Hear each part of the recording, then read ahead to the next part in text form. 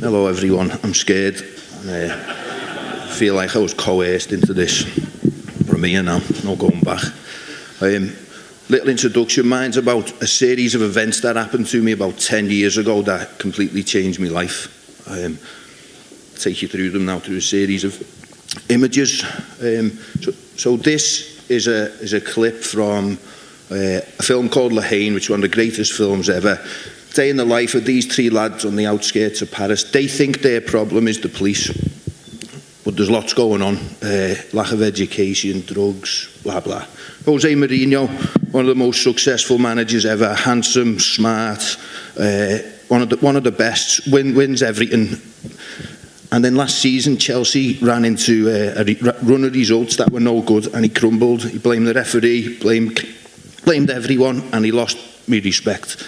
This survey was in Australia. They asked some students, what do you want to make you happy? They all said money. They said, what will that money give you? And then they said happiness, peace, contentment. That should have been the answer to the first question. Question I was asked about 10 years ago, do you want to be right or happy?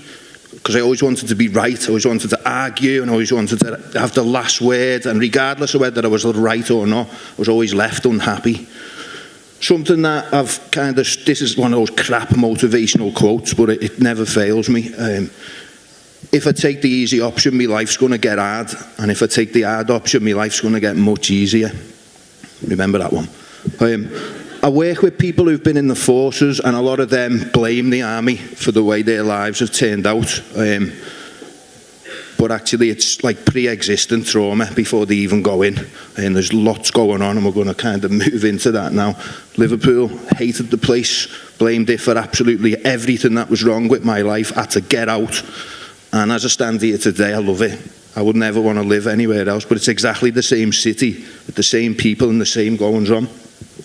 Little analogy, if I've got a sore shoulder at work and my workmate every day bangs my shoulder, how's it going? And I think, I'm going to fucking get you one day. The answer is, don't get them, just get your shoulder seen to. And he can't do it.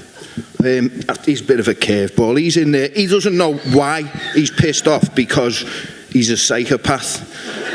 And I know that because I've read the psychopath test, and I'm diagnosing absolutely everyone at the moment. It's all right. Used to think that I hated arrogant and rich and flamboyant people. The truth is, I didn't. It just made me realise my own insecurities and jealousy and envy and all these traits that were no good for me. Alcoholics are a funny bunch. I am one, by the way, so I can say this. They think that alcohol, we think that alcohol is our problem, and it's not. It's the way they behave. It's personality traits that they've got that will always lead them to drink. Those personality traits are like a domino effect. They can't see the dominoes falling over, and they end up with a drink in their hand and wonder why. Fucking hell, wow. Was a long 15 seconds. This is a boiler system. On the bottom there, the water supply valve. If that breaks, most people would go straight for that. But actually, the problem could be anywhere on that. You've kind of got to go back a bit. And if I've taught this through right, leads us there yet, man. The family system is where you learn absolutely everything. Unwritten rules, things that get passed down from generation to generation without you knowing. I found that out 10 years ago. He's in there because he doesn't actually stand for anything. He fights against things, and I have a motto that it's much better to stand for something than fight against things. Fuck him anyway. Yeah, pointing, blaming, making excuses. Every time I do that, there's just him, her, this, that, where am I in that? And I'm just absolving myself from responsibility. That's all I ever used to do.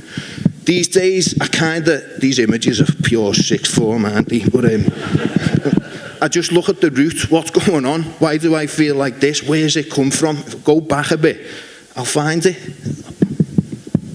And this is a metaphorical and literal mirror. None of you will have them in your bathroom. So metaphorically, I had to look in the mirror, I had to look at myself, and literally, I can look at myself now. I'm all right with what looks back, but I never used to be. The world is yours. That's what I've realised. as a result of all that, and that's still one of the greatest films I've ever seen. Dramatic pause. Yeah, man.